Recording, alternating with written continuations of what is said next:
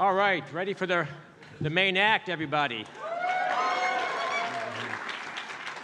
I'm real excited to have Governor DeSantis. This is not his first trip to Pennsylvania. He's been coming back to Pennsylvania for a very long time. I met him about a decade ago. It was 10 years ago when both he and I were sworn in for our first time in Congress. We came to Washington, each of us with different backgrounds, different life experiences, but we actually both had common Rust Belt roots. His dad grew up in the old steel town of Aliquippa, Pennsylvania, just 10 miles from where I lived. There you go.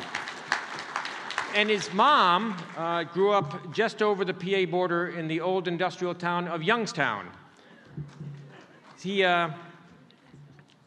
He's done remarkable. You know, while some of us, and I'm going to expose myself here a little bit, some of us were assigned to right field in Little League, right? You know, guys, you know what I'm talking about. Ron himself was in a different class. In fact, he made it all the way to the Little League World Series in Williamsport in our state. He excelled in high school. He went to Yale College and Harvard Law and served our nation as a Navy JAG officer with deployments to Iraq and Guantanamo. He and I clicked in Congress when we got to know each other. I think because of our common sense Rust Belt roots, but also because of our deep appreciation for what this country is and its exceptional nature. Governor DeSantis understands what happened 247 years ago in our Commonwealth in the city of Philadelphia.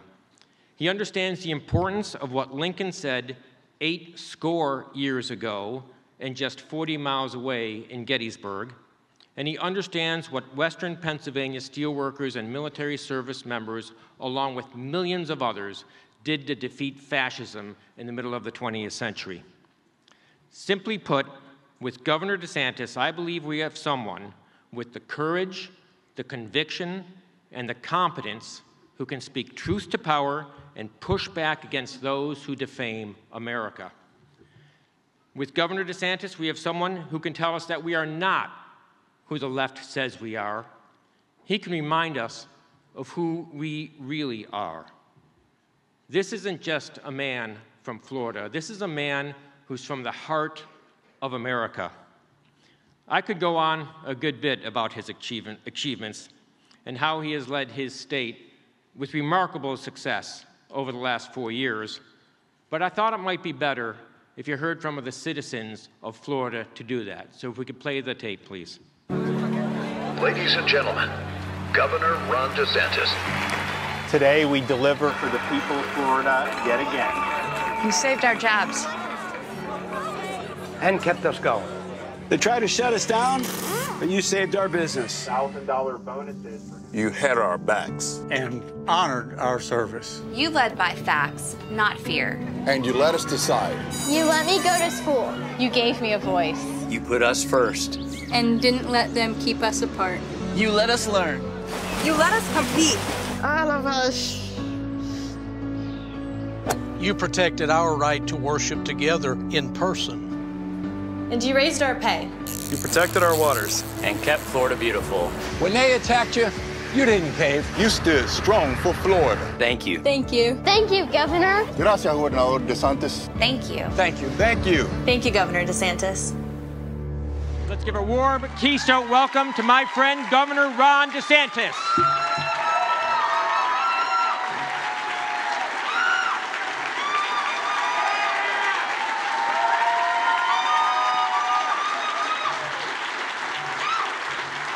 Thank you.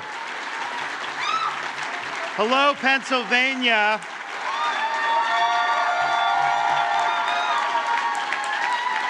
I bring greetings from the free state of Florida.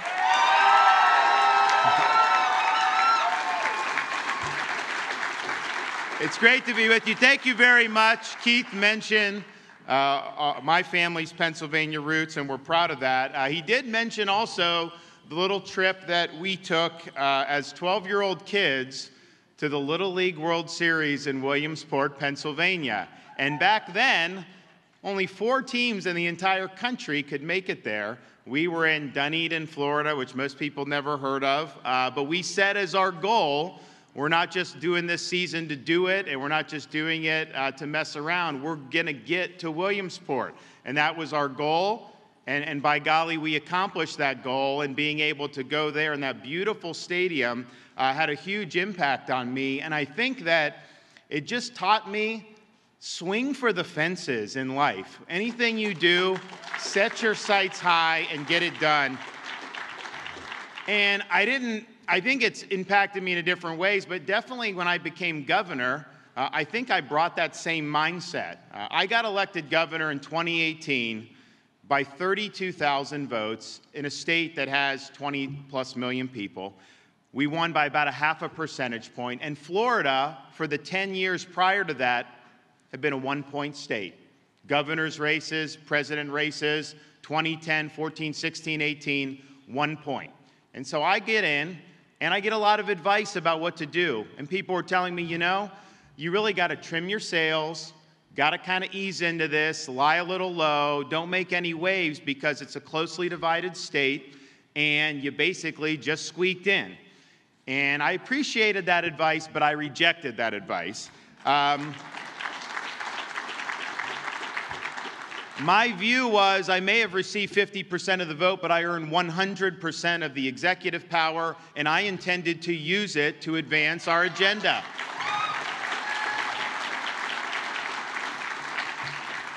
We resolved to lead by conviction, not by polls. I have never taken a poll about any of these issues that I've championed since I've been governor. Didn't on day one and still haven't to this day. A leader doesn't respond to polls. A leader gets in front of issues, identifies what needs to be done, sets the vision, executes the vision, delivers the results, and guess what happens when you do that? The polls change in your direction. So we don't do the polls, we do what is right, and that was our philosophy on day one. We also understood that I could be the best leader in the world or have the best decisions. I could have great policies as governor, and that's important to do, but if you don't have people around you that put the mission first and that believe in what you're doing and don't bring any other agenda to serving in the administration, you're not going to be able to get this stuff executed properly. So we let people know from day one, you're either on the team or you pack your bags. And if you're bringing a different agenda, I don't want you here because this is the people's business we got to take care of. And finally, we said, I am not going to be like some of these Republicans that just sit around. They're all defensive. They're like potted plants. They don't want to offend the media or offend the Democrats. No, we're going on offense in the state of Florida. And we went on offense from day one. And so we did that and worked hard. I'll mention a few of the things we did, but fast forward 4 years later, November of 2022, whereas we had won by 0.5 percentage point and 32,000 votes, we were able to win re-election by over 1.5 million votes, the largest popular vote margin in Florida history in a governor's race. We earned the highest percentage of the vote that any Republican candidate for governor has ever received in the history of the state of Florida. We were able to flip Democrat counties, urban counties like Miami-Dade County, and not only did we flip it, we won it by double digits. We were able to have a rising tide lift all boats. We now have super majorities in the Florida legislature. We were able to work to elect 29 conservative school board members to school boards across the state of Florida. And we've even done things like flip county commissions. You know, Palm Beach County now has a Republican county commission. You know anything about Florida, no one would have thought that was possible even 2 years ago. And it's important, and we invested a lot of time, efforts in all these other races, because, you know, I'm just one candidate, right? I'm one office holder, and yes, I'm the governor, so I may get the most attention. But at the end of the day, if you really want the state to be solidified for a generation, you got to build a farm team. You got to be involved in all these races. You got to have people fighting for kids at the school board. We can't do it all at the state. So we were able to do that, and now the result has been we took that swing state that was always 1 point in either direction, and we've turned it into a red state.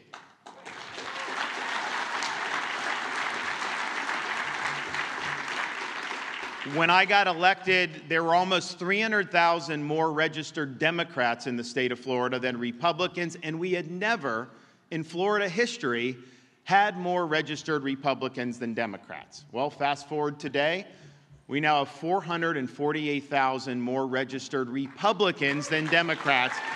No one's ever seen anything like that. And what that represents is a massive defeat for the left. It's been a massive defeat for the Democratic Party. They did not want to see Florida go red. They threw everything but the kitchen sink to stop us, and yet we have left the Democratic Party for dead in the state of Florida.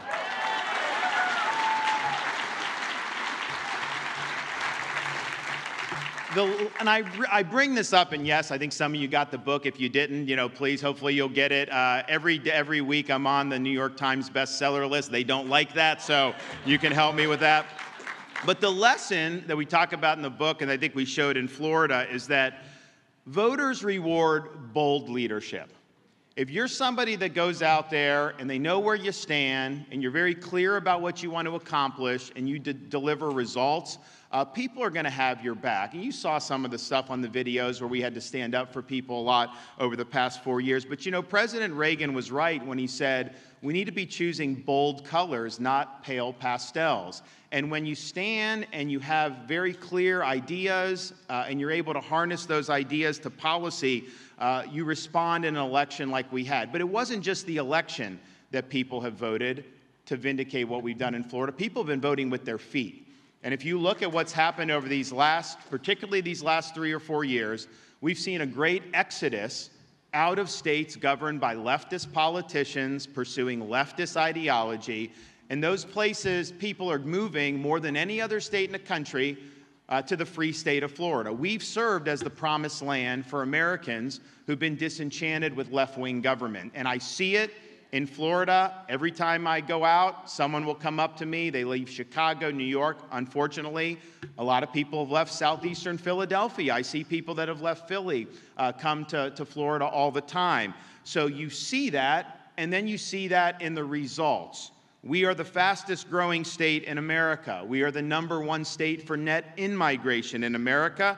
We're #1 in new business formations. We rank #1 in education freedom. We rank #1 in parental involvement in education. We are the #1 state amongst large states for GDP growth.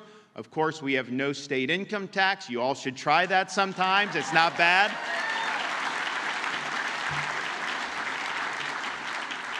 We have the second lowest state per capita tax burden in America and the second lowest debt per capita tax burden in America. Florida's economy is over $1 trillion and our debt is $20 billion. Can you imagine if the federal government had such a ratio? We would be in much better shape.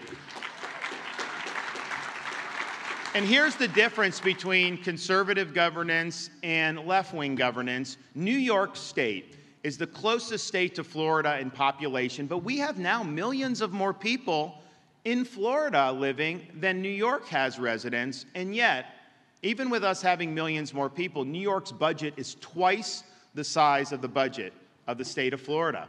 And yet we have better services, we have better infrastructure, higher performing K-12 education, and the top-ranked higher education system for public in America. So where is all this money going when they're taxing people? And not only do they have twice the budget, New York City's budget is the same size as the entire state of Florida budget on top of that. Yet where does this money go? They don't treat taxpayers with respect. They're certainly not plowing it into law enforcement because we see crime going through the roof in these places. And so good governance matters. Florida's built for the long haul. Not only do we not have an income tax, we would have no need to have taxes go up because our fiscal is in such great shape. In fact, we have the largest budget surplus in the history of the state of Florida, over $22 billion last year out of a budget of $109 billion. So that's a big deal. We're proud of that.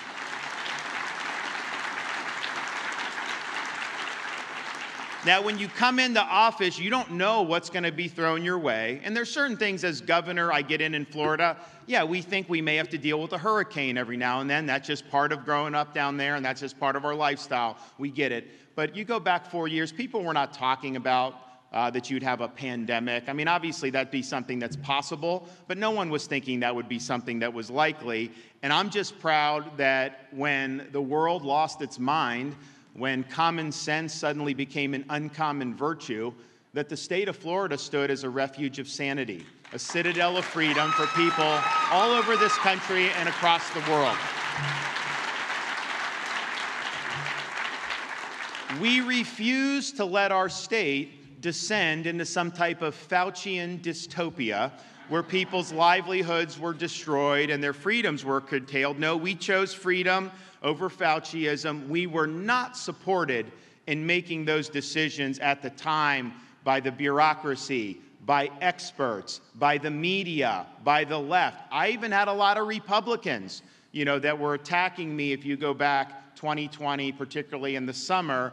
And I had a lot of supporters who are like, man, you are getting hammered by the media. They're killing you with all this stuff. You got to just do something to get them off your back, impose a restriction here, do a mandate, close this, close that.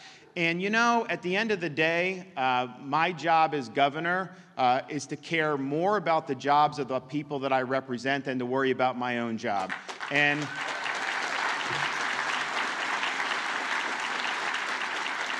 I didn't know how it would shake out.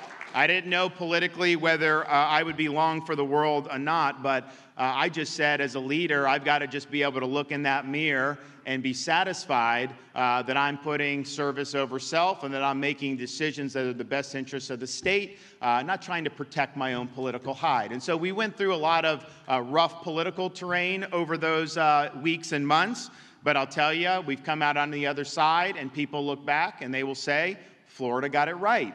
We wish we were in Florida during this time. And in fact, not only did Florida get it right, these experts like Fauci got it wrong. They were wrong on lockdowns. They were wrong on masking.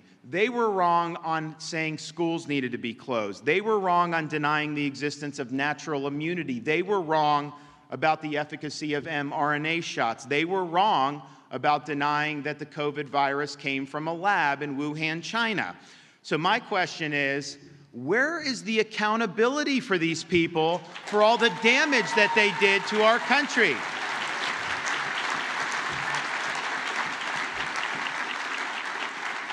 And in Florida, we really served as a roadblock against Fauciism, because what they wanted to do, they wanted to basically turn our country into a biomedical security state. And that wasn't going to happen on our watch in Florida. We led the effort, and we're the first state to prohibit COVID shot mandates for school children. That is not appropriate to be doing. We banned vaccine passports in the state of Florida. You have a right to participate in society. You shouldn't have to cough up medical records just to go get a cheeseburger somewhere. And then when both corporate America and the federal government were working in concert to deny people the ability to earn a living based on whether they got an mRNA shot, we called the special session of the Florida legislature, enacted legal protections for Floridians so that nobody has to choose between a job they need and a shot they don't want. We banned the mandates.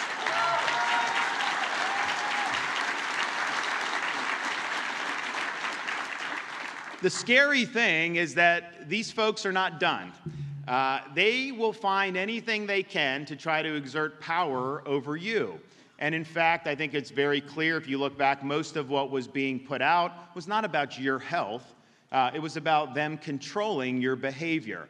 So even today, we can't have Djokovic, the tennis star, come to Florida on a plane or anywhere in the United States because they're demanding that he show proof of getting a COVID shot. He doesn't want to get a COVID shot. He's already had COVID.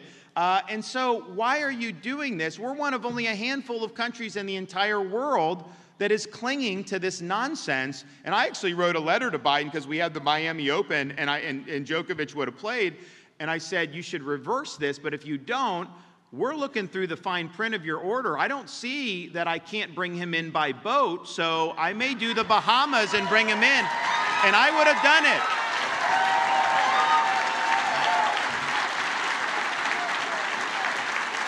But not only that, they're clinging to that. They're also now in federal court, in an appellate court, arguing, because we had a district judge in Florida, federal district judge, strike down the federal airline mask mandate. And she's a great judge, and it was a great opinion. Biden has appealed that. They've argued now that the mandate should be reimposed. So they're actually fighting right now in court for their right to muzzle you on commercial aircraft all these years later. So this is just fundamentally wrong. So what we're going to do in Florida, we've already done a lot to protect people. We're going to continue those protections, expand those protections, and make them permanent. You should not be subjected to any of these forced medical interventions. That is your decision about a mask, about a shot, and that's what we're going to do in Florida. I can tell you one of the reasons why we had people flood into our state was because we made it very clear from the day I took office that Florida was a law and order state. And that wasn't fashionable everywhere, but it was the right thing to do. And so when you had the rioting that was going on, the BLM riots in the summer of 2020, we were not taking any chances with that in Florida. I immediately mobilized the National Guard. We dispatched state law enforcement to every corner of the state, and we were ready to react if things got out of hand. We were not going to let cities in Florida burn to the ground. And because we were prepared, because we were serious about it, you didn't see what happened in Minneapolis happen in the state of Florida. In fact, we looked at what was going around the country, and we understood, the left was fomenting a lot of this disorder, and they would likely try to do it again. So even though we handled that, we knew going forward we had to do more. So we signed legislation after the BLM riots to create strong anti-rioting penalties in the state of Florida. In Portland, they will riot, they get arrested, they take their mugshot, slap them on the wrist, and put them right back on the street. In Florida, we say, no, if you riot, you loot, if you engage in mob violence, you're not getting a slap on the wrist. You're getting the inside of a jail cell, because we're going to hold you accountable for that conduct.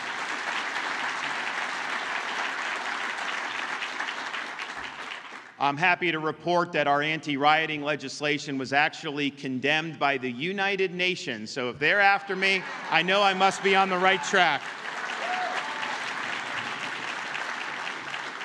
We also rejected the idea of defunding law enforcement. And so not only you saw it happening around the country, we passed legislation in Florida that said local governments are prohibited from defunding police.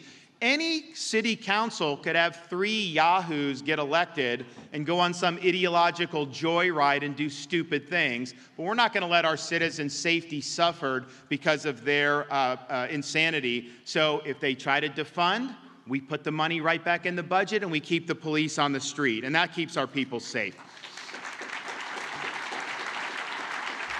We reject soft on crime policies like eliminating cash bail and jailbreak legislation, which lets people out of prison early without even completing their full sentences. If you look at what's going on in New York or Illinois or California, you have a combination of all those things where someone's committing crimes, they release them, no cash bail, they go right back on the street, and they commit more crimes before they even stand trial for the crimes they had already committed. That puts people's safety at risk. And that's one of the reasons why you've seen crime spike. And there may be no issue that's caused crime to spiral more out of control in certain cities, such as Philadelphia, than the election of progressive prosecutors funded by people like George Soros. These prosecutors go in with an ideological agenda. They think it's their role as a prosecutor to manipulate the law, to ignore the law, to pick and choose which laws they will enforce, all in service of politics and pursuing ideology. So we've seen it in places like Philadelphia, where they don't prosecute people the way they should. We've seen it in San Francisco. We've seen it in Chicago. Prosecutors are not above the law. If they don't like a law, then the appropriate thing to do is to resign your position and run for the legislature and try to change a law. You have no right to nullify the law, and they've put so many people at risk as a result of doing that.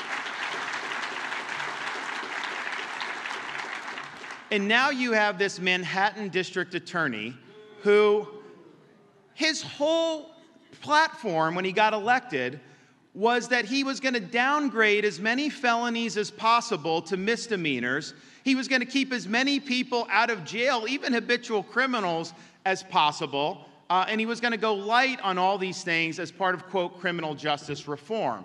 So that's his posture. He doesn't want to charge people with felonies. So now he turns around, purely for political purposes, and indicts a former president on misdemeanor offenses that they're straining to try to convert into felonies. That is when you know that the law has been weaponized for political purposes. That is when you know that the left is using that to target their political opponents. And I can tell you this, these Soros-backed DAs, they are a menace to society. They are a menace to the rule of law. And I'm just proud to say that when we had one of those DAs in Tampa that said he wasn't going to enforce some of our duly enacted laws in the state of Florida, we didn't let that stand. I removed him from his post, and he is out.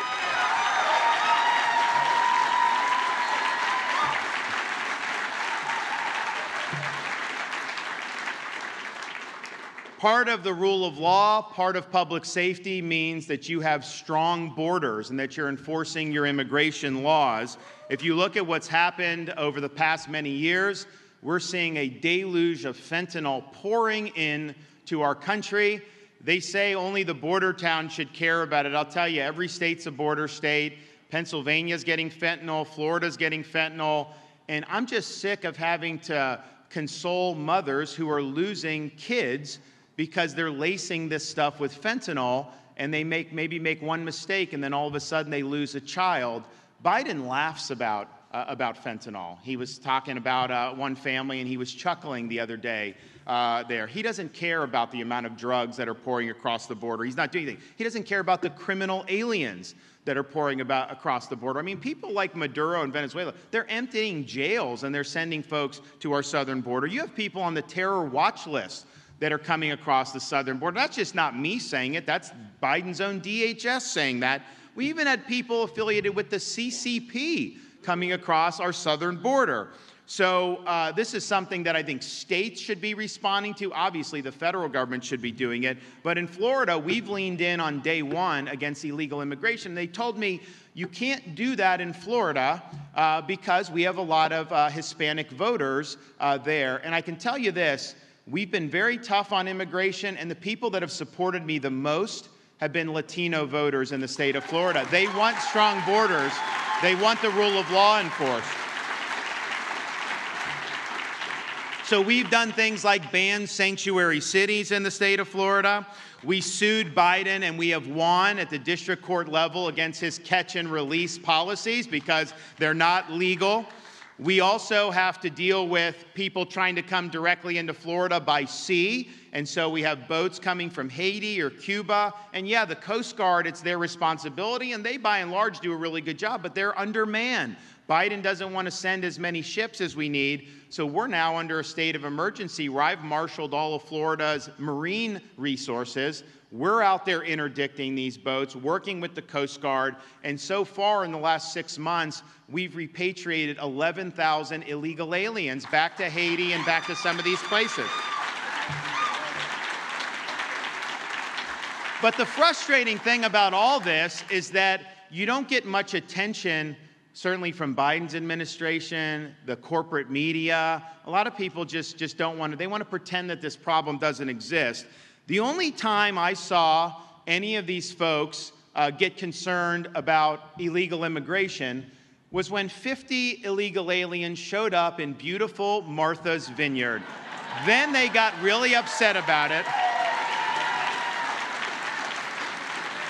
They don't care that these poor border towns have thousands and thousands of people going through, that the cartels are running the show. They don't care about that.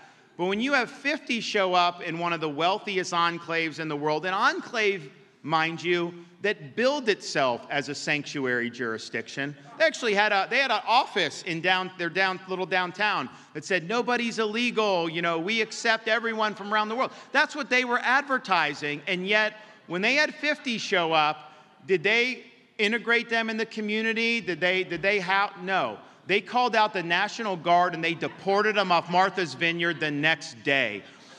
These liberal elites want to impose their policies on you, but they don't want to have to deal with the consequences of their ideology or their policies. And we were able to expose that. Texas has exposed it by sending to Manhattan and some of these other places. But I think if what's good for the goose is good for the gander. We shouldn't have open borders, but if the left is imposing open borders, then the illegals should go to sanctuary jurisdictions, not to Florida, not to Pennsylvania.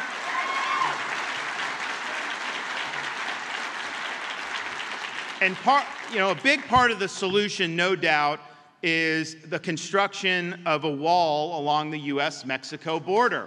You need to have a wall because if you don't, you always could have an administration that doesn't care about enforcing it. The wall is a fact of life. People can't just get over it.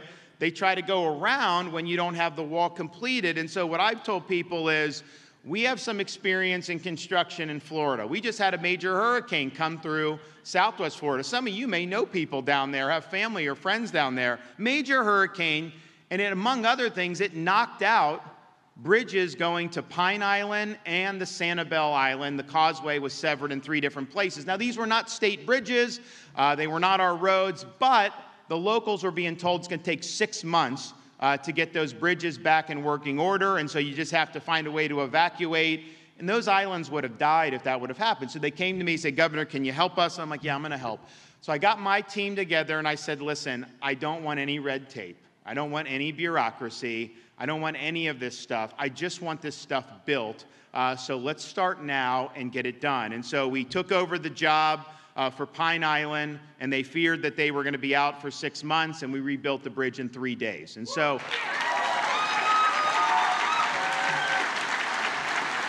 I just raised that because I am willing to send my Florida people down to the southern border to build the wall. Put us in, Coach. Come on, Joe. We'll do it. We'll get it done. Another important part of the rule of law is the integrity of our election system. And in the state of Florida, we are now viewed as a model for election administration, transparency, and integrity. And I can tell you, if we were here 20 years ago, that would not have been how people viewed Florida, because we had some problematic elections, particularly the 2000 election. So one of the things I've done, we removed some of the supervisors from South Florida who were not doing it right, got better people in there, but we've made major legislative changes. We have banned ballot harvesting in the state of Florida. We've banned the use of Zucker bucks in the state of Florida. We've banned sending out unsolicited ballots through the mail to voters. And if you do an absentee vote, you have to show ID, just like you would do if you're going to the polls in person. And so voter ID is very important.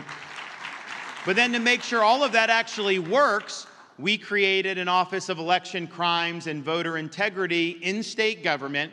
We have investigators, we have prosecutors in the Attorney General's office, and they can bring cases when people violate the election laws, because a lot of local prosecutors don't take the cases. So we've already had cases brought against somebody who was in the country illegally and voted, people that have voted in multiple jurisdictions, and we even had people vote who have been convicted of very serious felonies like sexual assault, and you are not eligible to vote. And so the fact that we've done that and people have seen the law be enforced, the amount of shenanigans that we saw in 2022, I've been asking, I was like, what happened wrong? What do we need to do better? And by and large, by all accounts, it was the most efficient, transparent election we've ever run in Florida history. So our approach is working.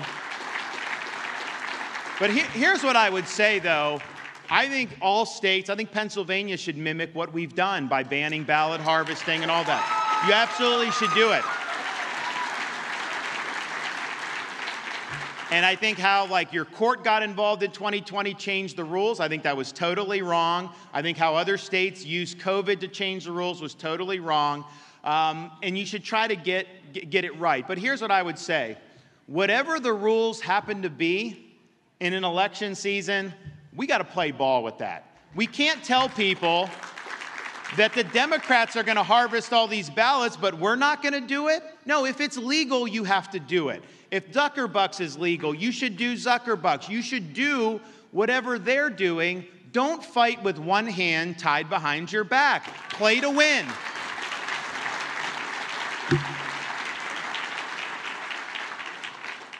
One of the things I'm most proud of in the state of Florida is that we are really leading on the issue of education.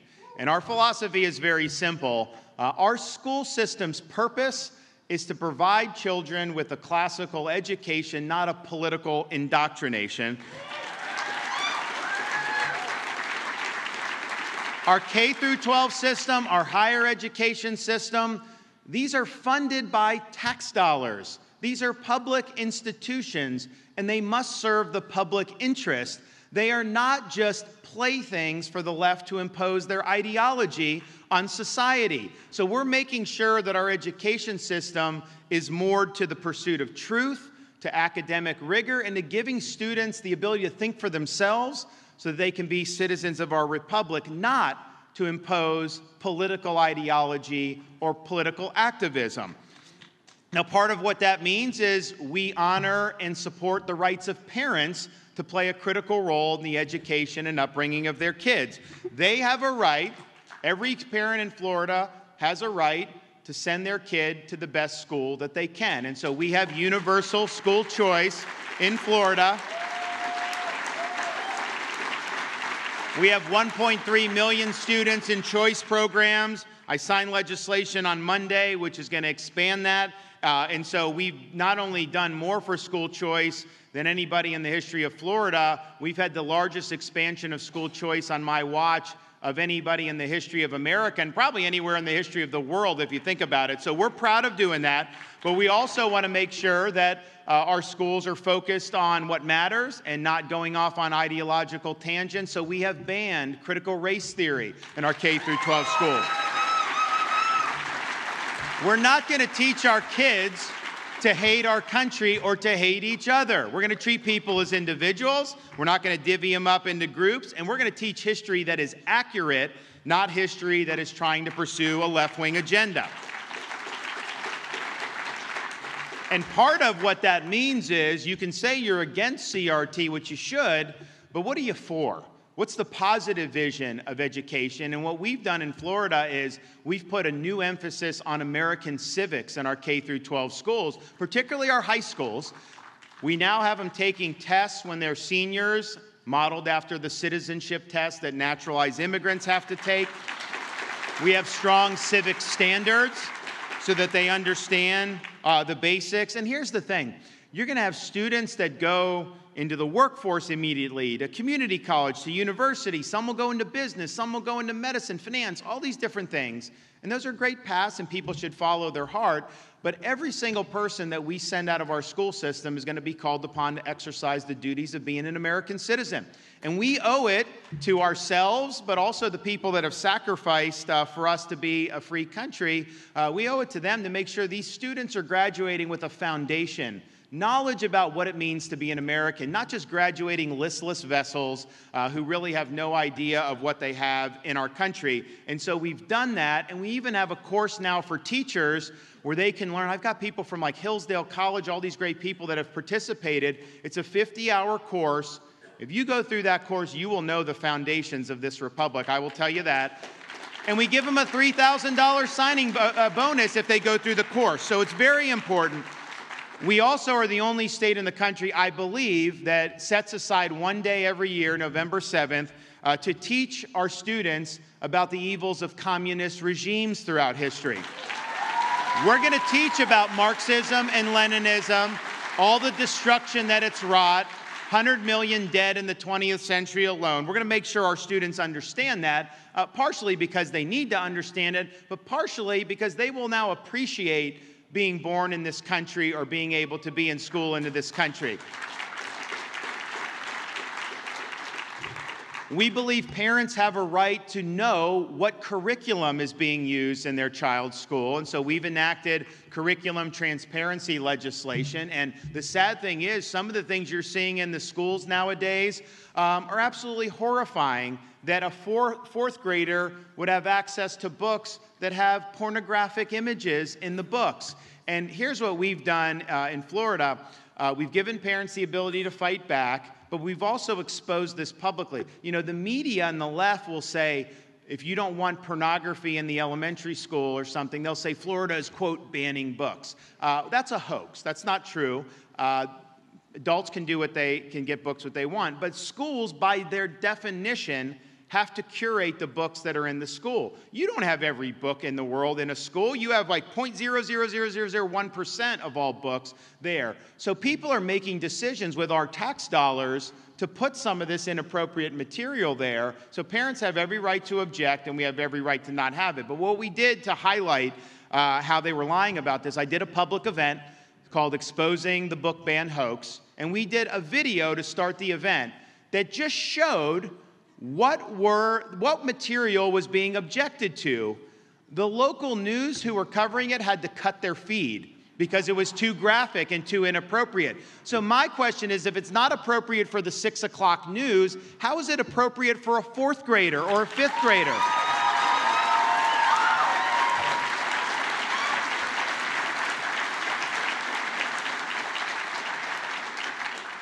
And part of what flows from the parental empowerment is it is inappropriate for teachers to be doing things like telling a student that they can change their gender, that they were born in the wrong body. That is wrong, and we do not allow gender ideology in our K-12 schools in the state of Florida.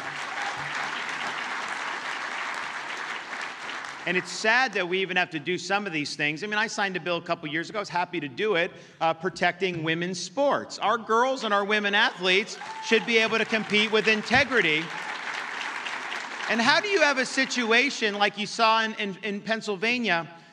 You swim on the men's team for 3 years, then you switch to the women's team, and you win the national championship in women's swimming, 500-yard? How is that fair? What about all those other women swimmers? The one that came in second place, she's actually a Florida resident. I did a proclamation saying she was the true champion. She got denied of a national championship.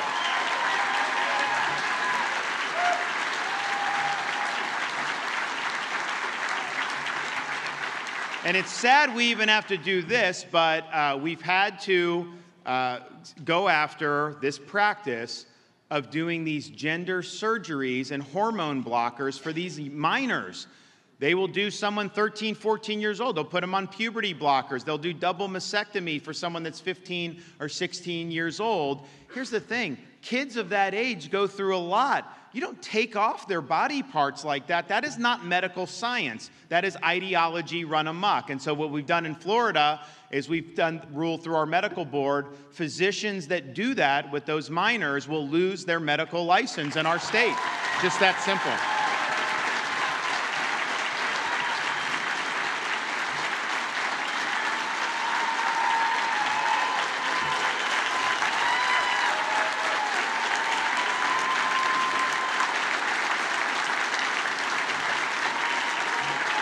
It is ideology run amok.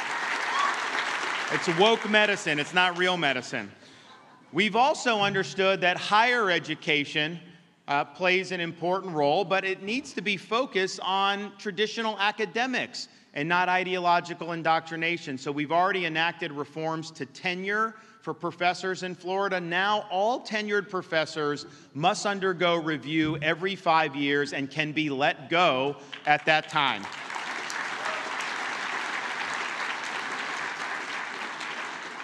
Our legislature is currently in session, and they are going to be passing legislation, which I will sign, to make Florida the first state in America to eliminate these DEI departments from our university system. They say it's about diversity, equity, and inclusion, but in reality, it's using the university's administrative bureaucracy to impose an ideological agenda. It's not DEI stands for, the way it's practiced, division, exclusion, and indoctrination, and that has no part in our public institutions. One of the reasons I think we've thrived as being a free state is because we understand freedom is not just about the absence of restrictions, which, yes, many people came down during COVID for that. I would have these leftist politicians would criticize Florida. Leftist hosts on some of these cable networks would criticize Florida. Then, like, the next week, you look down and they're on the beach in Miami or something. No mask, no anything. So, but that's fine. That's part of why we're free. But I think we have to understand that the threats to freedom are not simply as a result of what happens in legislatures. Yes, you got to win those fights. The left is trying to impose its agenda through a wide range of arteries in our society, including corporate America. So we have fought against corporate wokeness. We are going all out against ESG, this environment, social governance. We've banned ESG in our pension investing. We're passing legislation to broaden that and to make sure that Floridians are not discriminated against by banks and other financial institutions because they own guns or they're a Christian or they're a conservative. Woke banking is using the financial might of Wall Street and some of these other entities and using that to try to impose an agenda on you which could never win at the ballot box. They're not accountable to anybody. They simply try to do this, and they try to say that they're for social justice. So we recognize that as a threat to freedom in the state of Florida. We also recognize a threat to government colluding with some of these folks. And one of the things we're going to ban in Florida this year is the idea of a central bank digital currency that they're trying to do. This is something where they want the Fed to control a digital dollar. And guess what will happen? They're going to try to impose an ESG agenda through that. You go and use too much gas, they're going to stop it. They're not going to honor the transaction because you've already bought more than what they think.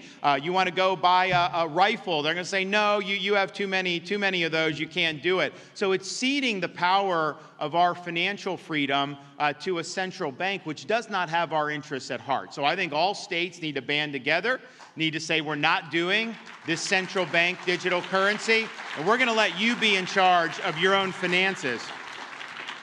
But what we've seen, whether it's education, whether it's the bureaucracy, whether it's corporate America, is there is a left-wing agenda that is being imposed on our society. And in Florida, we've just said no. We said we recognize this as a threat across the board, and we pledge to fight the woke in the schools. We pledge to fight the woke in the corporations. We pledge to fight the woke in the halls of the legislature. Florida will never, ever surrender to the woke mob because our state is where woke goes to die.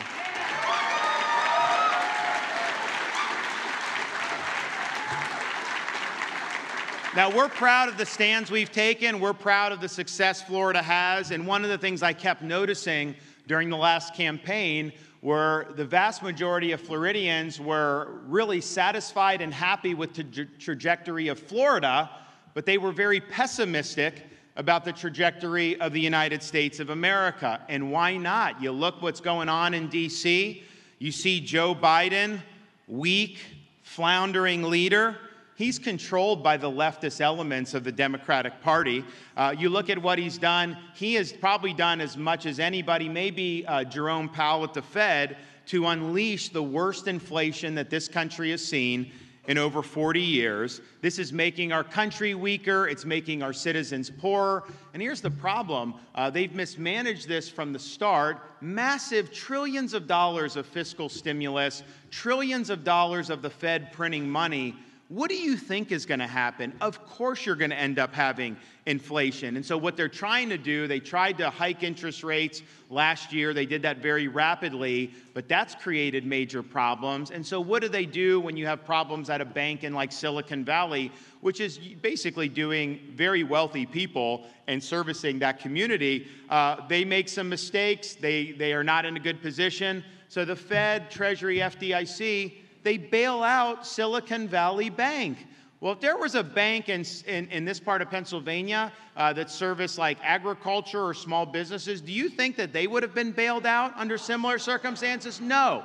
So what they're trying to do with their policies is make all of us deal with the harm, but the elites get insulated from their decisions. And so they've now pumped another $400 billion back into the economy. That is going to increase inflation. And so we've got some look, I'm happy with Florida's economy. We're clicking.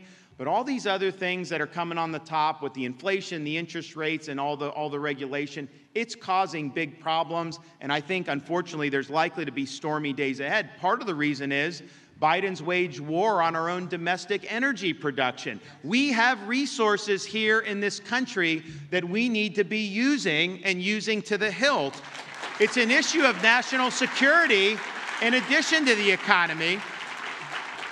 His fecklessness with the border, I think, has been an absolute disgrace. You have people that are dying by the tens of thousands in our country because of fentanyl overdose. You have criminal aliens that are pouring into the country. And forget about even the bad stuff, just the sheer number of having millions and millions of people that we don't know who these people are, dumped into communities all across America. What does that do for social services, education, criminal justice, all these things? It creates huge burdens, and he's basically just turned a blind eye to all of that. It's been a massive dereliction of duty. And of course, he sits atop an unaccountable administrative state.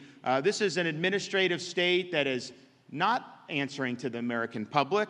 They don't serve the interests of we, the American people. They loom over the people, and they impose their will on the people. You know, Ronald Reagan used to say the most frightening words in the English language were, "I'm from the government and I'm here to help." And when he said that, he was identifying the problems with kind of the Great Society run amok, some of the things that happened in the 60s and 70s. He was right about that. I think the difference between his time and our time is, yes, the bureaucracy still does all those things, but the bureaucracy has become weaponized against people that the elites don't like. You look to see the IRS targeting scandal that Keith and I fought against, where they were going after conservative groups. You see things like imposing these vax mandates on nurses and on physicians and on the workforce. Now, the regular workforce got struck down. They tried to impose it on the hospitals, and these nurses would have lost their jobs. What we said in Florida is, you need us to survey our hospitals. We are not going to participate in this. You can pound sand. Hey, they fined me a couple $1 million, but I saved the nurse's job, so I'm fine with doing that.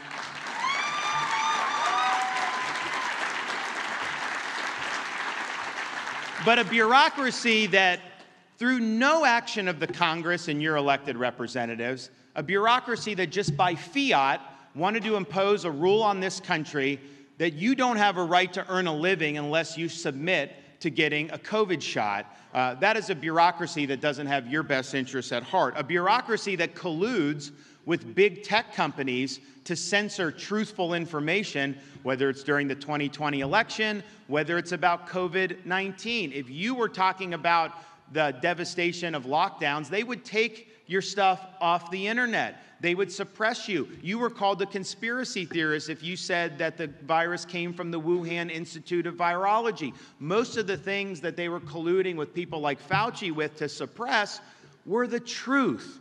And so they abused their power to try to do that. And then when you see mothers going to school board meetings in Virginia become subject to scrutiny by the FBI because they're concerned about masks and CRT in their schools, you know that this is a bureaucracy, particularly FBI and justice, that is totally off its rocker. Why did we get to this point?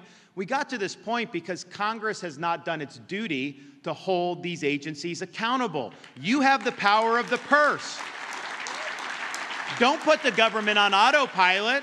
If they're abusing authority, you use the purse strings. When you legislate, make sure you're telling what needs to be done. Don't give that to the bureaucracy to fill in the blanks. That takes legislative power from we the people to unelected bureaucrats. And of course, yes, you do need a determined and disciplined executive willing to systematically root out these politicized bureaucrats. You have authority, an executive has authority under our Constitution to clean house. You can take 50,000 of them, make them Schedule F, and you can subject them to termination at will. You also can go and find the people that are not doing the job and get rid of them. It needs to be done because otherwise you have a situation, a Republican could win the White House, and yet the left still controls the executive branch bureaucracy. That is not how the Founding Fathers drew it up, I can tell you that.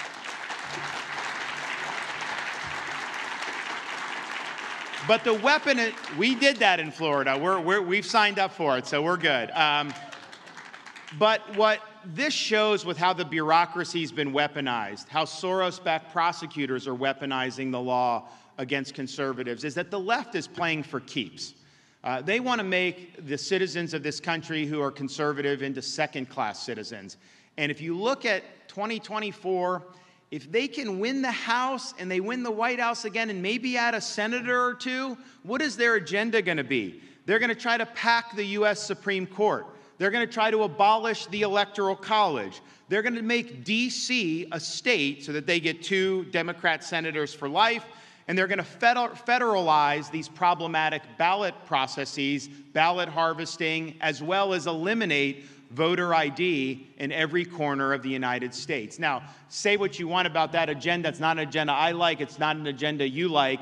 But that is not an agenda just objectively that the average American is concerned about. The average American wants to see energy prices moderate. They want to see inflation moderate. They want to see more opportunity, education, crime. Those are the things they're concerned about. So this is not an agenda that is speaking to Americans over their kitchen table. This is an agenda for them to ensconce themselves in power for a generation. So the stakes are very high. I think what Florida shows is that if you pursue a bold agenda, if you exhibit strong leadership, you not only can take on the left, you can beat the left. And we have done that day after day, week after week, month after month, year after year. But in this endeavor, there is no substitute for victory. The winners get to make policy. The losers go home. But victory is not easy. It requires demonstrating not just the right frame of mind, not just advocating the right policies, but it requires that you demonstrate the courage of those convictions. Because leadership in this day and age, with how powerful the left is in media and in entertainment and in bureaucracy and all these other things, leadership's not cost-free. When you step out, it could be a governor like me. It could be a mother who just goes to a school board meeting who's concerned with what's going on. They're going to come after you. They're going to attack you, and you're going to have to make those sacrifices if you want to save our country. But I think we have no other choice but to do that. After all, we believe in the founding creed of this country that our rights do not come from government. They come from the hand of Almighty God.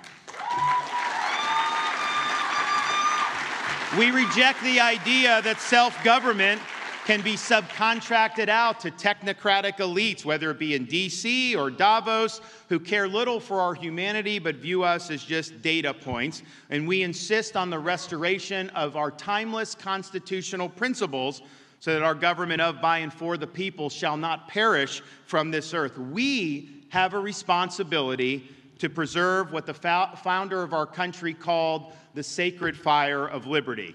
Now, this is a fire that is burned in the state of Pennsylvania in 1776 in Independence Hall, when 56 men pledged their lives, their fortunes, and their sacred honor to establish a new nation conceived in liberty.